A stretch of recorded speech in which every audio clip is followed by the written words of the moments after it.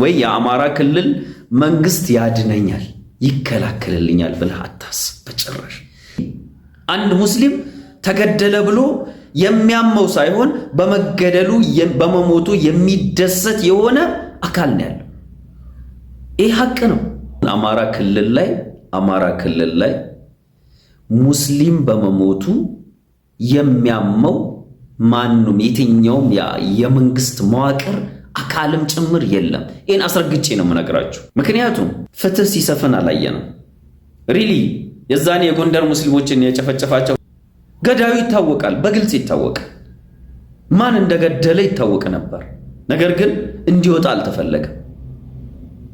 የአካል እንዲጠየቅ አልተፈለገም። ገብቷችኋል? አልተፈለገም። ሪሊ ተጠያቂነት እስካሁን ድረስ አልሰፈነም። ሞጣ ላይ የተፈጠረው ነገር ማን ያንን እንዳደረገ በደንብ ይታወቅ ነበር። ነገር ግን አድበስብሰው ነው ያለፉት። እውነቱ እንዲወጣ አልተደረገም፣ አልተፈለገም። መዋቅሩም ጭምር እውነታው እንዲወጣ ኤክስፖዝ ተደርጎ ተጠያቂነት እንዲኖር አልሰራም፣ መስራትም አይፈልግም። ነገ ከነገ ወዲያም ይሄ የሚቀጥል ነገር ነው። ስለዚህ ንቃ፣ የአማራ ሙስሊም ንቃ፣ ንቃ፣ ንቃ። ይሄን ሽፍታና የሽፍታውን ተባባሪ በግልጽ ጦርነት ከፍተህ መፋለም መቻል አለብህ። ምክንያቱም ቁጭ ብለህም እየሞትክ ነው፣ መስጂድ ገብተህም እየሞትክ ነው፣ ምንም አድርገህ እየሞትክ ነው ያለው። እኔ በጣም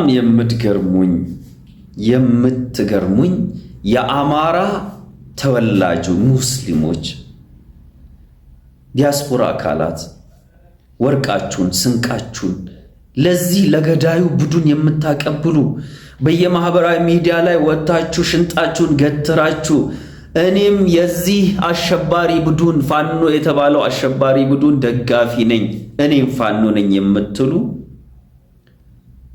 ሙስሊሞች ወላሂ ከፋኖ በላይ ከአሸባሪው ፋኖ በላይ ሙስሊሙን የገደላችሁት እናንተ ናችሁ። ገዳዮቹ እናንተ ናችሁ። አላህ ዱንያችሁንም አኪራችሁንም እሳት ያደርግባችሁ።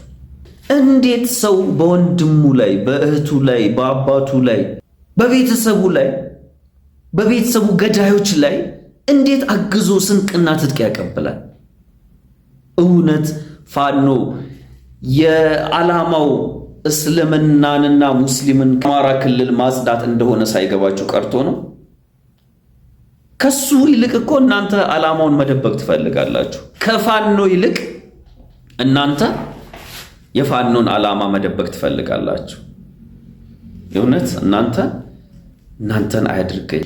እኔ ወላሂ በስም መጥራት እኮ ይቻላል። ማህበራዊ ሚዲያ ላይ በደንብ የሚታወቁ ከፋኖ በላይ ፋኖ ሆነው ሙስሊሙን የሚያስፈጁ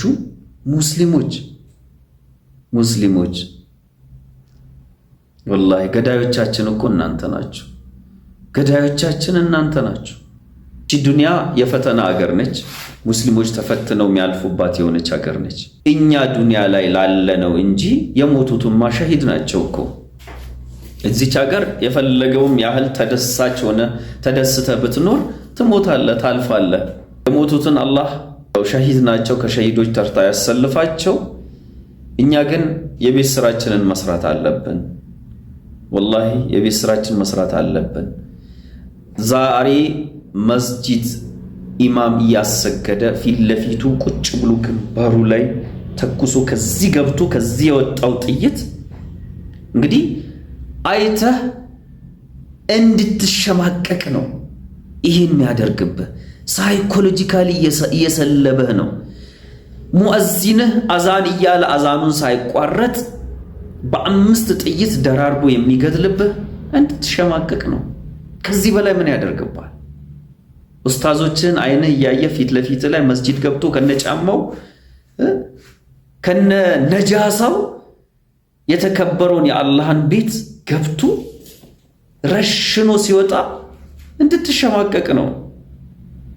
እንግዲህ ይህን ያህል አቅመ ቢስ ነህ ብሎ እያለህ ነው፣ እየሰደበህ ነው ያለው። የሞቱት ሸሂድ ናቸው። አንተ ግን ቆመህ አይተህ በዚህ ጉዳይ ያልተሰማህ ወገን ግን አንተ ወራዳ ነህ፣ ወላሂ ወራዳ ነህ።